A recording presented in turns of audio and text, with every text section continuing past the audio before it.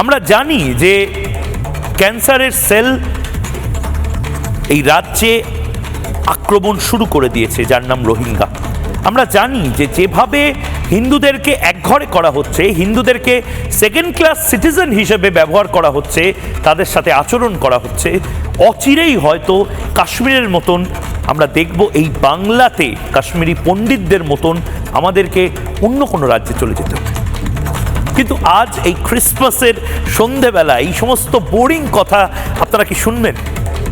আপনাদের কি শোনার সময় রয়েছে?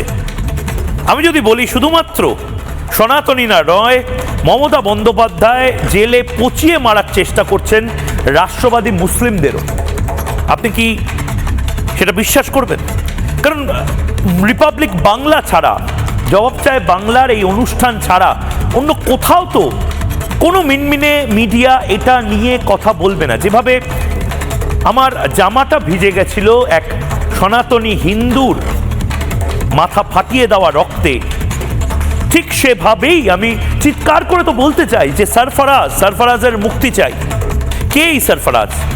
সরফরাজ প্যালেস্তাইনের নয়, সরফরাজ সিরিয়ার নয়, সরফরাজ কাশ্মীরের লড়াই লড়ছে না।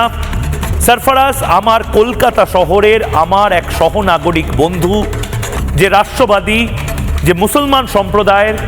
সরফরাজ এই বাংলাতে জেহাদিদের বিরুদ্ধে লড়াই করতে গেছিল। সরফরাজ এই বাংলার উন্নতি চায়। মোহাম্মদ সরফরাজরা আসলে এই বাংলাকে উন্নত দেখতে চায়, কিন্তু এই সরফরাজদেরকে দুধেল গাই হিসেবে ব্যবহার করেন মমতা বন্দ্যোপাধ্যায় এবং ব্যবহার হওয়ার পরে ছুঁড়ে ফেলেন।